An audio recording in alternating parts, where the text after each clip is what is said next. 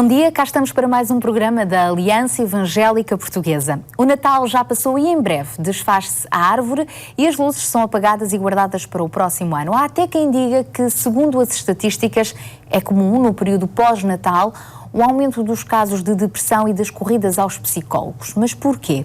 Será que as nossas vidas também só voltam a ser iluminadas no próximo mês de dezembro? Que balanço podemos fazer deste ano que passou e planos para o que se segue?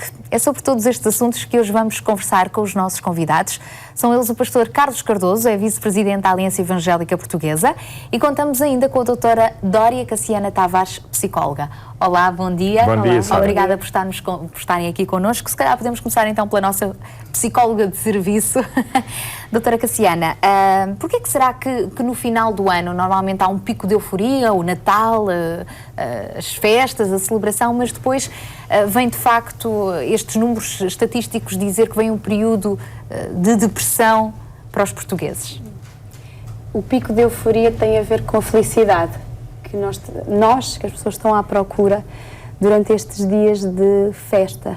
E muitas vezes essa felicidade, em primeiro lugar, ela não vai ser para todos, porque o Natal é uma altura de exageros e para quem é de solidão também vai ser o exagero da solidão.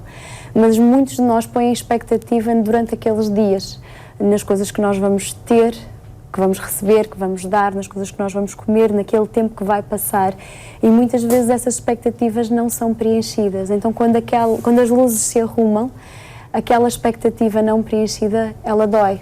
E aí começa o vazio, a tristeza, a depressão, e muitas vezes também é o aproximar do final do ano. O que é que eu fiz durante este ano?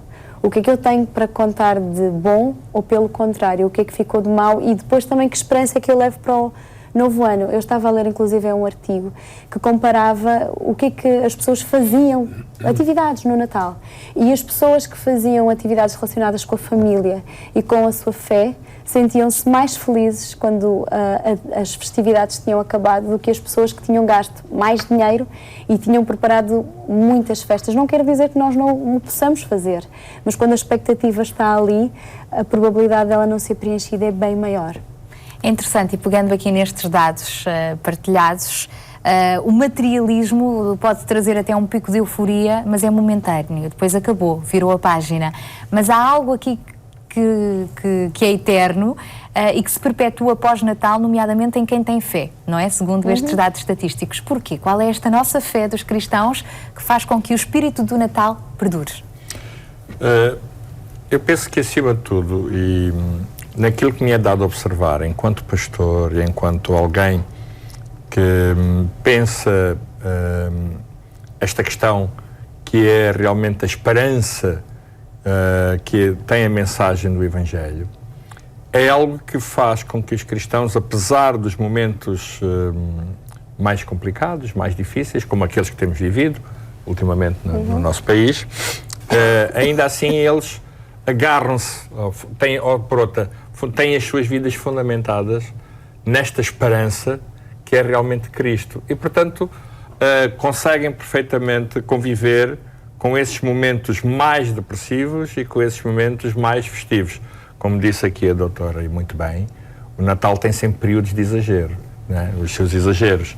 E todos os exageros também têm os seus picos, mas depois a seguir tem também no sentido inverso, né? Tem as suas baixas de ânimo, de euforia, etc. No entanto, na mensagem do cristianismo, aquilo que é o foco é efetivamente a esperança que temos em Cristo. E isso ajuda-nos, eu digo, quando digo enquanto cristão e enquanto pastor que observa este fenómeno, a superar exatamente essas expectativas, às vezes boas, outras vezes más, ajuda-nos a superar isso. E ajuda-nos também a não nos focarmos só no passado, no que é que ficou para trás, no que nós não fizemos, nos anos antigamente é que eram bons, ajuda-nos também a vivermos o presente e focar-nos também nas promessas que Deus tem para nós no futuro. Ou seja, 2014 para os cristãos não tem de ser um ano pior, porque Cristo também está connosco. Necessariamente não, claro que não. Pelo contrário, acho até que nós devemos... Esperança é isso mesmo. Esperança é nós acreditarmos que algo pode vir a ser melhor, não é? Não significa necessariamente que o venha a ser, mas o simples facto de acreditarmos nas promessas, como a Sara diz, e muito bem, não é? Isso transcende-nos, leva-nos a ir mais além, a acreditar e até a intervir de uma forma mais mais positiva, mais cívica nos problemas do dia-a-dia de cada um e também do nosso semelhante. Não só a pensar em nós, mas também a pensar no nosso semelhante, e eu falo enquanto pastor de uma comunidade onde tanta gente se cerca de nós a pedir ajuda, e nós podemos aí levar essa mensagem de esperança, mesmo sabendo que as circunstâncias são adversas, mas podemos ser interventivos nesse sentido. Mas temos um problema, o povo português diz-se que culturalmente é muito pessimista, que é um povo nostálgico, não é? Quais são os problemas que daí podem vir, de estarmos agarrados ao passado? Nós temos, eu estava aqui a vasculhar aqui a minha memória e a lembrar-me que nós em algumas estatísticas até somos pouco parecidos com os europeus e apresentamos sinais de uma psicopatologia mais parecida com a dos Estados Unidos, em que há um painel há muitas doenças diferentes, há patologias identificadas para tudo e nós somos mais dados a isso. E eu creio que uma das coisas tem a ver com esta saudade, que só nós sabemos o que é que significa, não é? A nostalgia que nós temos, que nos agarramos, e cultivar um bocadinho aquilo que nos foi feito. Acontece conversar com pessoas que ainda hoje estão a sofrer com coisas que aconteceram há muitos anos atrás. Exato. O que é diferente de eu me lembrar de algo que aconteceu na minha vida, de eu sofrer com algo que aconteceu na minha vida há muitos anos atrás. Isto significa que também não podemos ignorar o que está para tratar, não é? Que ficou para trás. Como é que nós nos devemos posicionar como cristãos para tratar as feridas do passado e seguirmos em frente? Exato. Eu penso que há aqui um equívoco muitas vezes nas comunidades cristãs, até na interpretação das Escrituras, porque nós entendemos que o passado é para esquecer. Na realidade, o passado não se esquece. Nós não podemos renegar o passado. Nós não podemos cá atrás e vir cá atrás e apagar tudo. Foi vivido, foi sentido. Isso é impossível, não é? Às vezes as pessoas pensam que nós podemos chegar ali, isso é para esquecer. Não, não esquece nada. É importante até que nos lembremos. Agora, temos é que lidar com o passado. Eu sou angolano. Eu já vivi uma guerra civil. Eu sei o que é deixar uma terra, a minha terra natal, e aparecer numa terra que eu não conhecia. E houve imagens muito dolorosas na minha vida, no que estava para trás, correto? Mas eu não posso esquecer isso. Agora, eu tive que lidar com isso. E lidar com isso é enfrentar a situação e transpô-la, e essa é a melhor maneira, efetivamente, nós encararmos o futuro a partir do nosso próprio presente e não renegando o passado, porque o passado não se pode negar. Eu falo disso também enquanto pastor, tantas pessoas que têm um passado terrível, um passado dramático de abuso, de violência, etc. E nós nunca podemos dizer esqueça o passado. É impossível esquecer o passado. A doutora sabe perfeitamente que assim é. Nós temos que lidar com o passado. Às vezes até temos que mexer nele para construirmos um bom presente e um bom futuro. E qual é a forma mais saudável de lidar com esse passado? A forma mais construtiva. A forma mais construtiva é exatamente, às vezes até chorando a dor. Há tempo também para isso. Até chorando a dor, não é? A Bíblia diz que há alturas que nós temos que chorar. E renegar a dor não se constrói o passado. Ao mexermos no passado e depois percebermos que temos um futuro muito melhor, e neste caso estamos a falar também daquilo que é a palavra de Deus e das promessas que podem fazer da nossa vida, sabe? Mas só por si não chegam, não é? Mas acreditamos nisto também. Então eu penso que aí podemos construir um futuro melhor. E às vezes até temos que mexer em algumas coisas do nosso passado, quando é possível mexer, correto? Para podermos ficar bem connosco próprios e com os outros, não é? Eu conheço muitas situações assim e até na minha própria vida eu já tive que fazer isso. E até aí também Deus atua, não é? Para nos ajudar a curar feridas do nosso coração. O próprio Deus que nos disse, está escrito na Bíblia, eu sei os planos que tenho a vosso respeito, são planos de bem e não de mal, para vos dar um futuro cheio de esperança. É o mesmo Deus que nos ajuda também a transformar a dor em alegria, porque Deus tem todo o poder para isso. Agora, é óbvio que também é necessário que saibamos dar lugar a Deus nas nossas vidas, nomeadamente quando planeamos o ano seguinte. Doutora, quer-nos dar aqui umas dicas? Sabemos que também dá formação nessa área de ajudar na gestão do tempo, das prioridades. Como é que nós podemos, então, olhando agora para 2014 e fazer assim um plano, uma projeção com alguma expectativa e confiança em Deus? Eu vou-lhe falar do planeamento de uma forma generalista, que pode ser usada em qualquer circunstância. Nós podemos planear a mudança das cortinas lá de casa, como podemos planear a parte financeira, como podemos fazer planeamento para gerir empresas. Qualquer pessoa que é responsável deve fazer planeamento. E um dos problemas que temos, muitas vezes, quando temos ansiedade, depressão, stress, é porque não planeamos. Porque planear implica antecipar problemas. Eu lembro-me de uma história de que a Bíblia fala de um homem que foi construir uma casa e não previu tudo aquilo que ele ia precisar, e o planeamento tem a ver com isso. O que é que eu quero fazer? Quais são os meus objetivos com isto que eu quero fazer? E isto é muito importante quando estamos a arrancar para um novo ano. Quais são as minhas metas? Onde é que eu quero chegar? Depois nós também precisamos de saber exatamente que ações é que nós temos que fazer para alcançar esses objetivos. Porque se eu sair daqui, eu sou do Porto naturalmente, já estou aqui emprestada há uns anos, se eu quiser ir para o Porto eu não vou andar em direção ao Sul. Então quais são os passos concretos que eu tenho que dar? Será que eu vou ter que ir ao banco, renegociar o meu spread, se é que isso é possível hoje em dia? Mas há pessoas que estão com situações graves e que podem perder a sua casa. Antes de chegar a este ponto, o que é que pode ser negociado? Isto deve ser feito com tempo, não é? De quanto tempo é que eu vou precisar para estas ações? Quais são os recursos que eu vou precisar para além do tempo? Eu vou precisar de dinheiro? Eu vou precisar de comprar, como quando os miúdos começam a escola e nós vamos ao supermercado comprar todo o material que eles vão precisar. Quando planeamos, também precisamos de ter os recursos. E para além disso, isto falando de uma forma muito genérica, precisamos de ir avaliando o que estamos a fazer. Porque não basta planear, porque podemos nos enganar, como eu quando vinha para cá, enganei-me. E se eu não prestar atenção às placas e vir que estou no sítio errado, porque eu tinha aquela ideia fixa, eu não vou ter ao sítio que eu quero. Então eu preciso de ir avaliando se o meu planeamento me está a levar. Se não está, eu tenho que voltar a olhar para ele e ver se as minhas ações estão alinhadas com os objetivos que eu tracei para o ano. Qual é a importância de incluirmos Deus nos nossos planos, quando projetamos? Lembrando, por exemplo, as palavras de Jesus: buscai primeiro o reino de Deus e a sua justiça, e todas as outras coisas vos serão acrescentadas. Pois, há duas formas realmente de nós podermos interpretar isto, e algumas delas até chocam com a nossa cultura latina. Os latinos são conhecidos por improvisar e por fazer tudo na base do desenrasca. E vai acontecer. Isto não acontece comigo, isto acontece com os outros. Não é? Epá, e se isto acontecer, a gente há daqui encontrar alguma solução, etc. Então, às vezes, estes nossos conceitos do divino, às vezes são ultrapassados pela nossa própria cultura, e de facto não é assim. Eu acredito que o divino tem ordem. Se nós repararmos as escrituras são ordenadas. Todas elas têm ordem. São processos. O divino está na história, não é? Tem estações, ele estabeleceu estações. Nós temos a primavera, nós temos o verão, nós temos o outono, nós temos o inverno. O dia tem 24 horas, as horas têm minutos, os minutos têm segundos. Tudo está devidamente ordenado. E nós não podemos fugir a isto. E às vezes pensamos nós que o simples facto de eu ter Deus na minha vida que me permite fazer tudo sem consequências. E não é verdade. Porque as leis que Deus estabeleceu, da sementeira e da colheita, também operam na nossa vida. O que eu semeio é o que eu vou colher.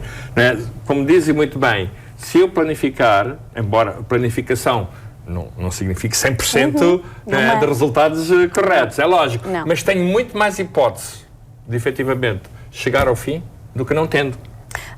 A parábola fala exatamente sobre isso, sobre aquele homem que foi edificar a torre, mas não planificou devidamente e a torre não se acabou, e foi uma grande vergonha. Não é? Portanto, eu penso que o divino em nós tem a ver muito com a ordem e não apenas o mero acaso. Não é? E às vezes nós pensamos que a fé é um mero acaso das coisas, e não é. Eu estava só a pensar que o planeamento também prevê a antecipação dos problemas. Exatamente. Não é? E eu estava a lembrar-me da oração do Pai Nosso que diz: livra-nos de todo o mal. E nós, às vezes, parece uma oração vaga, uma expressão vaga. Exatamente. Mas há uma coisa que pode acontecer. No outro dia eu ia para o trabalho dar formação. E não é que eu não orei antes, mas eu atropelei um galho de uma árvore. Eu já não fui trabalhar, e porque já faço isto há alguns anos, levo sempre os números todos gravados, porque sei que pode acontecer alguma coisa. E então saí da estrada, parei o carro, o triângulozinho, e depois telefonar a avisar o cliente, porque há uma antecipação dos problemas que nós temos que ter quando fazemos planeamento. Sempre. Exatamente. Já agora, só se possível, José, ele planificou os anos de crise no Egito. E isso foi fantástico. Não é? Se nós sabemos, ele teve que planificar, ele com a sua sabedoria, com os conceitos que ele tinha de economia, ele guardou para os tempos de crise. Daí vem aquela expressão do tempo das vacas gordas e das vacas magras. Tem a ver exatamente com José, né? Os anos de crise e os anos de abundância. Planificar, às vezes, é exatamente uma solução de Deus para a nossa própria vida. E nós, às vezes, gostamos de ver Deus operar assim de uma maneira abrupta, não é? Assim, uau, as pessoas vêm à frente, fazem as neiras durante a vida inteira, depois vêm à frente para que numa oração resolva os problemas todos da vida. Não é possível.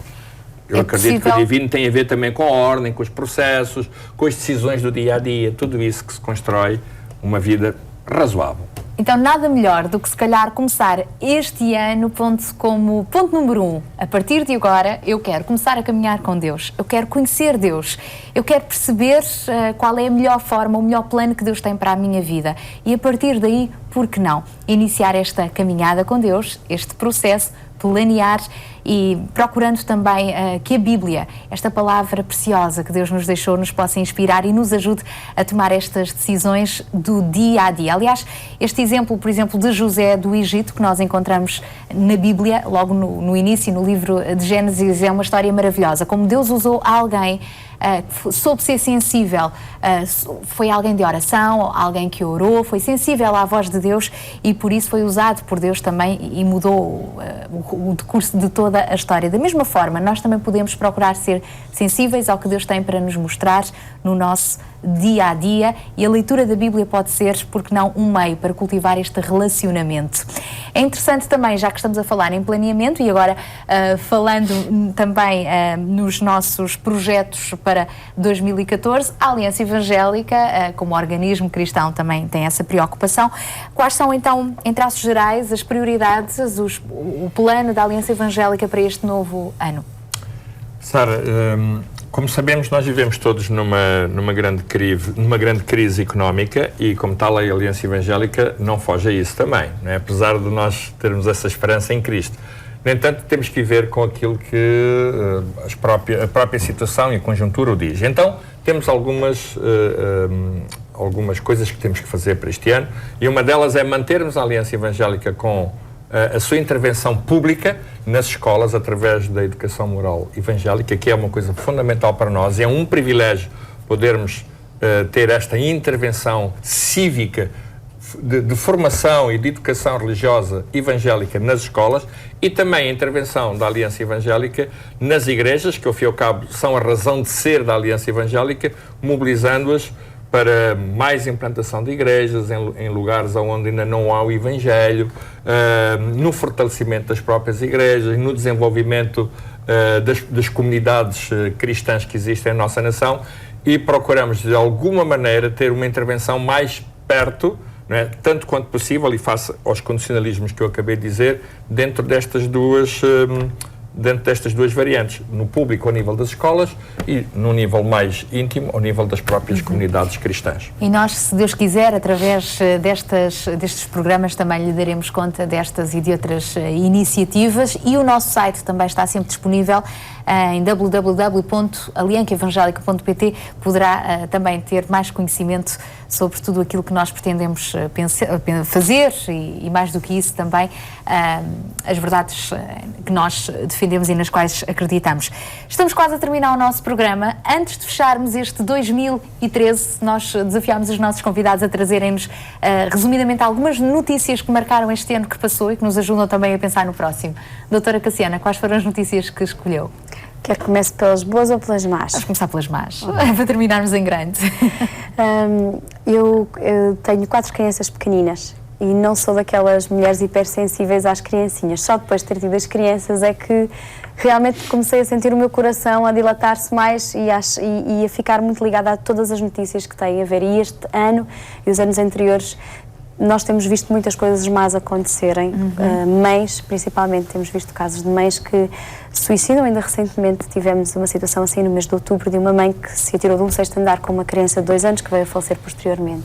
Achamos nós que foi isto que aconteceu, não é? E aquilo que fica no meu espírito é o que é que se está a passar connosco. Nós vimos ao longo dos anos numa evolução de proteção da criança e por isso isto ainda nos choca mais, porque nós temos as crianças como seres muito inocentes e que nós temos que proteger e guardar. E ao ver este tipo de eventos, isto traz um peso aos outros pais que estão a ver e tem muito a ver, eu acho, com esta ansiedade e depressão em que muitas destas mães estão a viver e pais. Não só pela crise que estamos a viver, que eu acho que a crise é mais do nosso interior do que de dinheiro. Mudando dramaticamente, não querendo parecer isto quase uma mudança leviana, mas aquilo que me deu alguma alegria este ano foi ver que, por exemplo, na área do turismo, Portugal foi muito reconhecido este ano. Até setembro já tínhamos recebido 50 prémios diferentes. A Lisboa foi a 4ª cidade mais bonita do mundo por um organismo. O Porto foi, noutro organismo também, a melhor cidade europeia para se visitar. E isto é fonte de rendimento para o nosso país, é fonte de trabalho e é a bênção de Deus na nossa terra. Também, graças a Deus por isso, e que estejamos também sensíveis aos primeiros aspectos focados, não é? Para que nós, como cristãos, possamos ter maior intervenção. E Pastor Carlos Cardoso, para terminar. Pois, eu também vou começar pela negativa. Pela negativa tem a ver com o aumento da pobreza. É realmente aflitivo verificarmos que um país que tem 9,5 milhões de habitantes, aproximadamente, mais coisa, menos coisa, tem 2 milhões de pessoas que vivem na maior miséria possível, não é? Realmente isso traz outras coisas, como o aumento da prostituição, aumento das toxicodependências, suicídio, etc. A exclusão social faz-se sentir aí e isso é profundamente lamentável. A boa notícia é que, simultaneamente ligada a esta, é que o povo português mostrou-se este ano muito solidário. Aliás, eu li uma senhora que é assistente social, estava a ser entrevistada na televisão e ela estava a dizer que 30% da população portuguesa envolveu-se comprometidamente em ações de solidariedade, em movimentos sociais, tendo em vista ajudar as pessoas em grande necessidade, e isso também para uma população como a nossa, pequenina, é significativo e para mim é uma boa notícia, né? O facto do povo português ser sensível às necessidades do seu semelhante. Podemos terminar o programa com uma mensagem de esperança para quem nos está a acompanhar lá em casa, esperança para este novo ano? Esperança, essa é eu fico sempre a pensar que quando nós terminamos uma consulta, das primeiras coisas que nos ensinam na faculdade é que devemos terminar incutindo a esperança, exatamente, porque é ela que nos permite construir alguma coisa. Se nós não esperarmos nada, nós não nos vamos dirigir para lugar nenhum. Então a esperança que eu acho que gostava de deixar é um desafio, para nós não andarmos ansiosos por coisa alguma, mas darmos a conhecer a Deus. E qualquer pessoa pode fazer isto em casa, tendo neste momento fé ou não, mas dando esse passo, de dar a conhecer as suas preocupações, porque Deus vai sossegar o coração e a mente. E saber que há alguém que pode fazer isto por nós, sempre que acontece uma aflição, é um motivo de esperança para o próximo ano. Obrigada. Para terminar, uma mensagem de esperança. Para mim, eu cito o versículo: buscai em primeiro lugar o reino de Deus e a sua justiça, e todas estas coisas vos serão acrescentadas. Portanto, esta é a mensagem que eu tenho para deixar a quem nos está a ouvir. Buscar em primeiro lugar Deus e tudo aquilo que a Ele advém. E o resto virá por acréscimo. Muito obrigada por terem estado hoje aqui à conversa connosco. E por isso fica a pergunta: gostaria de entrar neste novo ano com um brilho diferente? Então deixe Jesus brilhar também no seu coração. Ele próprio disse: eu sou a luz do mundo. Quem me segue não andará nas trevas, pelo contrário, terá a luz da vida. Esta declaração mostra-nos que quem segue Jesus não terá apenas uma luz que se apaga depois das festas de Natal, mas algo verdadeiro e permanente que nos ajuda a ultrapassar a escuridão do pecado, a incerteza do presente e o medo do amanhã. É por isso que Jesus é tudo o que precisamos para permanecermos seguros também neste novo ano que está a chegar. A propósito, temos para lhe oferecer um calendário com um versículo bíblico para cada dia de 2014. Para o receber, contacte-nos durante a semana para os telefones em rodapé e visite-nos também em aliancaevangelica.pt, onde pode rever este e outros programas online, incluindo as nossas emissões de rádio na Antena 1. Então até ao próximo programa, se Deus quiser.